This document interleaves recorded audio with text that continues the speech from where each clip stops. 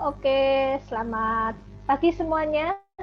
Pagi, pagi, Pagi, Bu. Sehat ya semuanya ya. yang sehat, Sehat ya semuanya Alhamdulillah ya. sehat. Alhamdulillah sehat, Bu. sehat, bahagia, Bu. Iya, ya, alhamdulillah. Tetap jaga protokol kesehatan ya. Ya, Bu. Ya, Bu, tentu. Ya, soalnya ini sekarang COVID sudah merajalela ya. Di mana-mana sudah merah zonanya. Nah, di hari kedua ini tadi kan kita sudah belajar tentang modul ajar, kita sudah belajar tentang profil Pancasila, kerangka kurikulum. Nah, sekarang kita akan lanjut ke assessment ya. Masih ingat nggak assessment itu apa? Kalau assessment itu kan kita harapan dari bahasa Inggris. Bahasa Indonesia-nya apa? Putri coba. Penilaian, Bu. Benar itu ya, itu assessment. Itu untuk menilai, Ya, penilaian seperti. ya, tuh. Nah, masih ingat nggak? Itu ada berapa? Pak Arif, masih ingatkah? Ada Bagaimana, Bu? berapa? Suaranya kepotong ya? Suara, suaranya Assessment ada berapa Pak Arif? ada tiga. Ada tiga ya. Apa aja yang masih ada?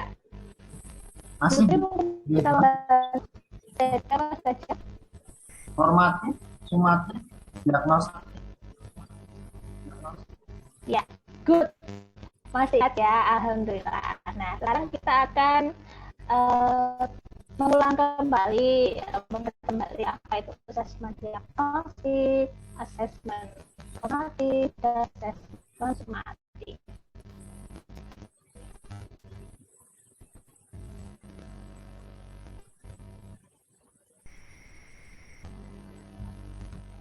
Terlihat sudah? Ya, Sudah. sudah terlihat. Oke, kita belajar tentang asesmen diagnostik.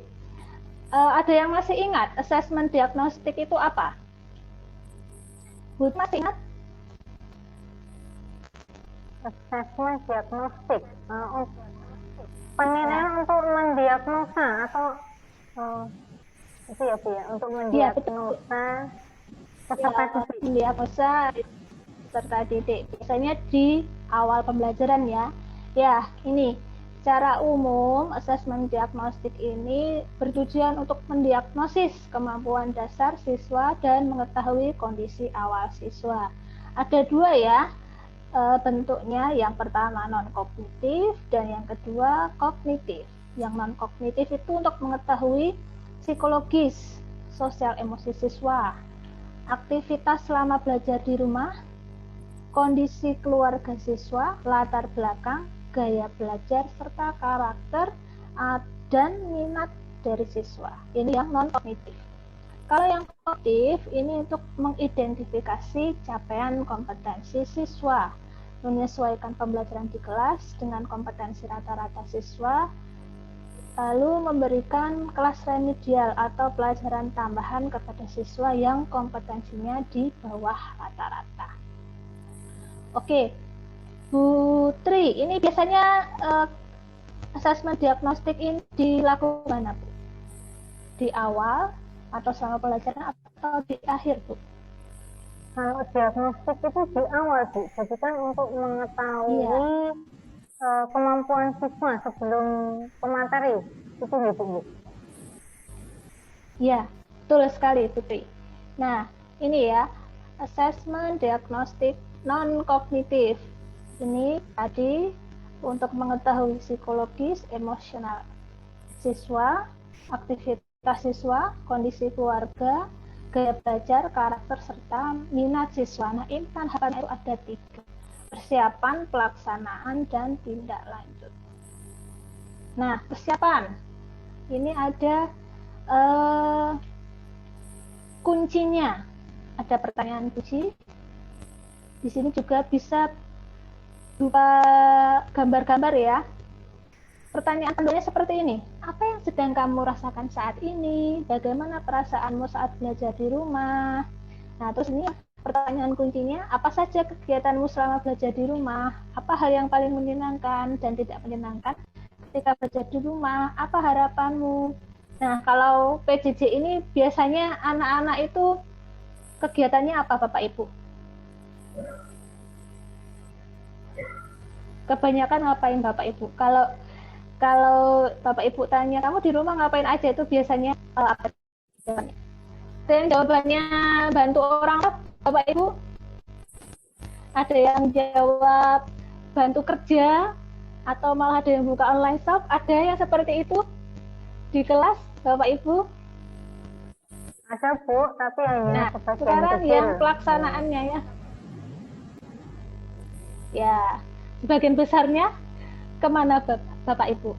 Ada yang jawab nge-game Bu, ada nggak? Iya itu Bu, nge-game. Main, kadang main sama teman-temannya. Nge-game, terus ada yang jawab Game, main HP. ya. Ada yang jawab baru bangun Bu, ada nggak Ibu? Ada yang jawab baru bangun Bu, padahal sudah jam 11, seperti itu ada ya. Nah, ini pelaksanaannya itu bisa dengan bercerita, menulis, menggambar. Lalu yang selanjutnya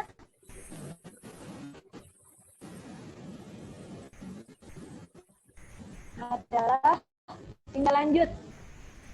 Tindak lanjutnya ini ya, nih mengidentifikasi siswa dengan ekspresi emosi negatif dan ajak berdiskusi mata.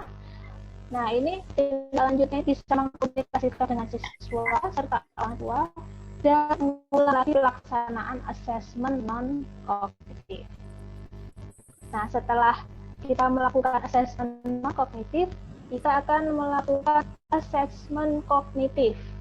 Ini tujuannya untuk mendiagnosis kemampuan dasar siswa dalam topik sebuah mata pelajaran.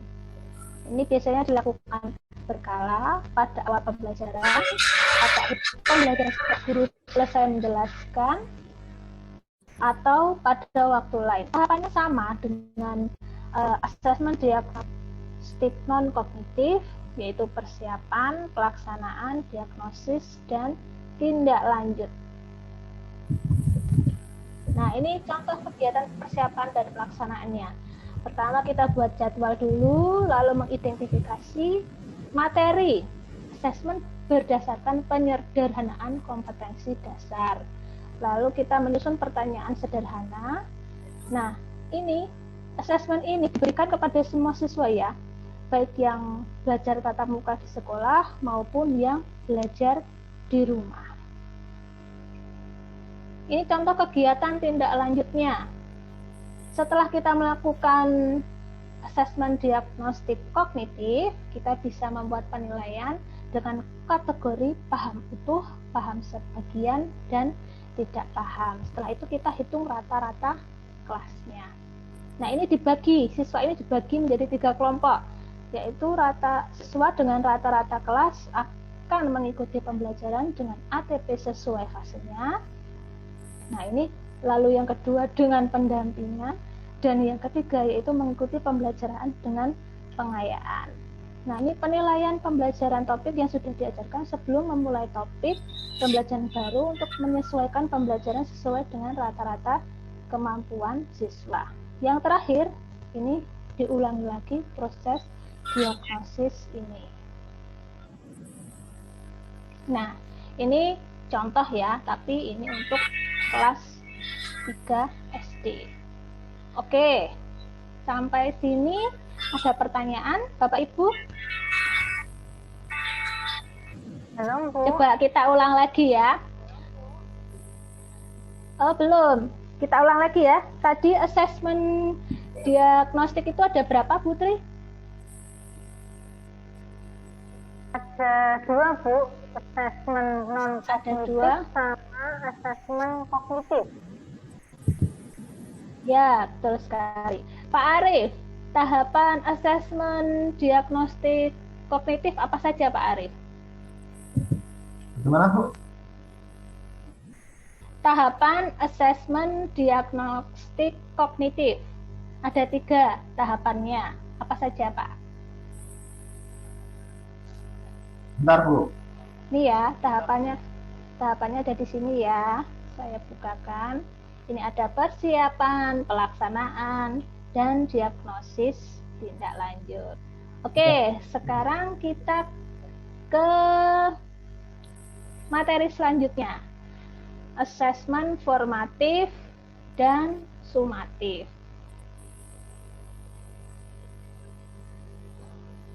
Ya, assessment formatif dan sumatif ini adalah bagian dari learning ya, atau pembelajaran ya. Di sini assessment itu S sebagai assessment for, itu untuk, dan assessment of itu terhadap. Assessment as learning itu adalah assessment sebagai refleksi proses pembelajaran. Kalau assessment for learning adalah assessment untuk perbaikan proses pembelajaran. Dan yang terakhir, assessment of learning itu assessment sebagai evaluasi pada akhir proses pembelajaran. Nah, ini ya konsep assessment formatif dan sumatif. Kalau formatif itu dilakukan untuk evaluasi proses pemahaman murid, kebutuhan pembelajaran, dan kemajuan akademik selama pembelajaran. Ini digunakan untuk memantau pembelajaran murid dan memberikan umpan balik yang berkala dan berkelanjutan. Bagi murid, ini fungsinya untuk mengidentifikasi kekuatan dan aspek yang perlu dikembangkan. Kalau bagi guru dan sekolah ini untuk memberikan informasi mengenai tantangan apa saja yang dihadapi murid. Nah, kalau assessment sumatif ini evaluasinya dilakukan di akhir pembelajaran. Ini seringkali memiliki taruhan yang tinggi ya, karena berpengaruh terhadap nilai akhir murid, sehingga sering diprioritaskan murid sebagai assessment formatif. Umpan balik dari assessment hasil akhir ini dapat digunakan untuk mengukur perkembangan murid dan memandu guru dan sekolah merancang aktivitas mereka untuk proyek berikutnya. Nah, ini tadi yang sudah saya sebutkan tadi. Lalu apa persamaannya? Di sini ada ya persamaannya ya. Jadi dari 2 assessment ini kita tarik irisannya itu assessment ini merupakan cara untuk menilai pembelajaran murid, merupakan kesempatan untuk menerima dan memberikan umpan balik, dan merupakan cara untuk mengevaluasi keefektifan pengajaran dan pembelajaran. Nah, ini perbedaannya. Kondisi saat ini dan harapan dengan kurikulum baru. Assessment of learning ini itu lebih berat daripada assessment for learning dan as learning. Kalau yang harapan dengan kurikulum baru itu assessment of learning-nya itu diharapkan ini assessment for learning dan assessment as learning-nya itu lebih ditekankan daripada. Nah, ini pada kurikulum ini guru diharapkan memberikan proporsi lebih banyak pada pelaksanaan assessment formatif. Jadi for sama S ini lebih banyak.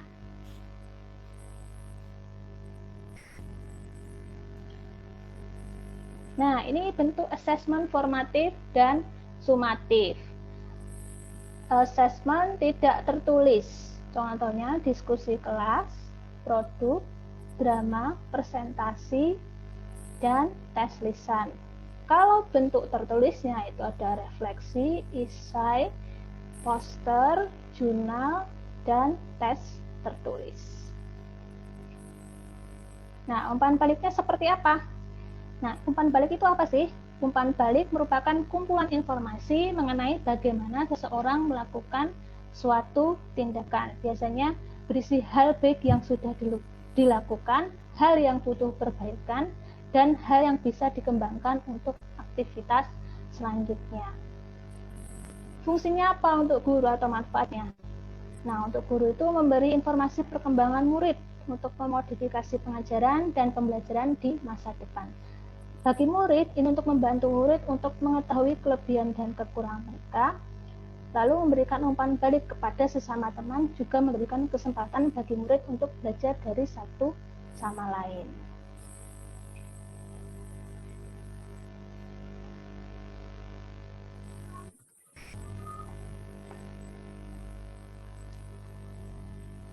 Nah, sekarang saya ulas lagi ya. Putri dan Pak Arif. Ya. Ya, Bu. Nah, bentuk tertulis dari asesmen formatif dan sumatif bisa menyebutkan satu-satu Putri dan Pak Arif? Bentuk tidak tertulis. Yang tidak, yang tertulis atau yang tidak tertulis, Bu? Bentuk tidak tertulis dulu, Bu. Tidak tertulis. Bisa presentasi, Bu? Diskusi bisa. Diskusi bisa. Lalu apalagi Putri Presentasi. bisa menambahkan? Presentasi. Presentasi, good.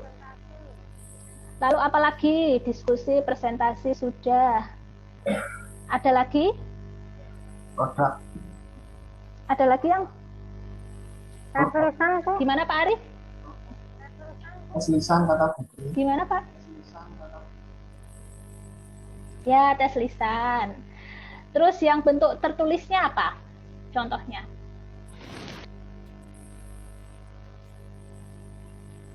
Yang tertulis ya, Bu ya? Iya. Ya.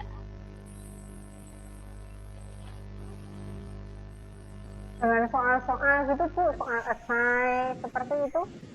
Ya, ya, good. Esai, jurnal, good. Nah, kalau di SMK itu berbeda dengan SMA ya. Kita punya asesmen kekasan SMK ya. Di sini sudah terlihat Bapak Ibu? Share screen saya. Sudah, Bu.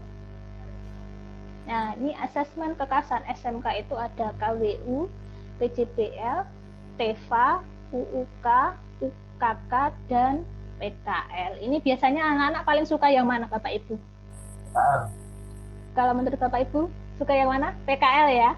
Apalagi di hotel ya? Pembimbingnya juga suka. Nah, Pembimbing juga suka ya, Pak ya, kalau di hotel? Ya. Apa bedanya? Mari kita lihat ya. Di sini KWU ini kewirausahaan ya. Ini penilaiannya ini digunakan untuk mengukur capaian pembelajaran siswa dalam kegiatan wirausaha atau proyek, di mana tujuannya untuk mendapatkan keuntungan. Nah, kalau yang selanjutnya ini TEVA, Teaching Factory. Ini penilaian terhadap capaian pembelajaran siswa sesuai dengan kriteria standar industri. Lalu ada PJBL, ini penilaian proyek, penilaian terhadap suatu penugasan yang harus diselesaikan dalam periode atau waktu tertentu. Lalu ada juga UUK, ujian unit kompetensi, ini penilaian terhadap pencapaian satu atau beberapa unit kompetensi yang dapat membentuk satu skema sertifikasi profesi dilaksanakan setiap tahun oleh satuan pendidikan terakreditasi. Ada juga UKK, ujian kompetensi keahlian, penilaian terhadap pencapaian kualifikasi jenjang 2 atau 3 pada KKNI yang dilaksanakan di akhir masa studi oleh lembaga sertifikasi profesi atau LSP P1, LSP 2, LSP 3. Lalu ada PKL. Nah, ini penilaian atau pengukuran terhadap capaian pembelajaran siswa selama melaksanakan pembelajaran di dunia kerja, baik substansi kompetensi maupun budaya kerja. Penilaiannya dilakukan oleh pembimbing atau instruktur dari dunia kerja. Nah, sekarang kita sudah memahami tentang assessment nggih, Bapak Ibu. Nah, saya sekarang minta Bapak Ibu untuk membuat kelompok ya. Di dalam kelompok itu saya minta untuk membuat assessment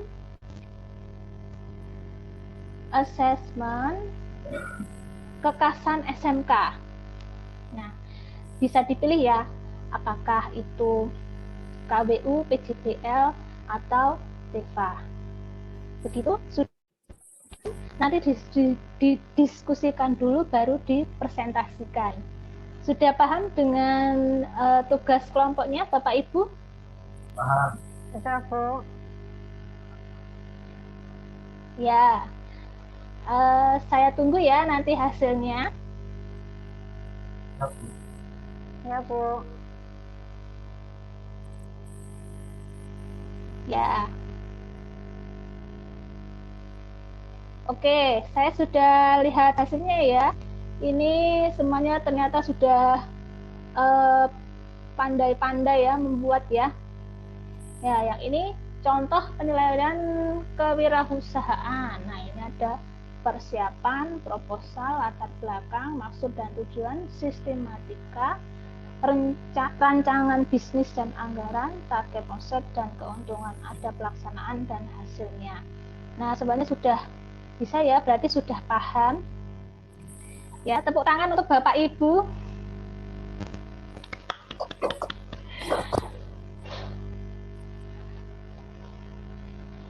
Oke, karena ini sudah paham dan diskusinya sudah selesai, saya tutup G untuk pertemuan pada kali ini. Semoga bermanfaat untuk kita semua. G. Selamat pagi Bapak Ibu, selamat bertemu di pertemuan selanjutnya.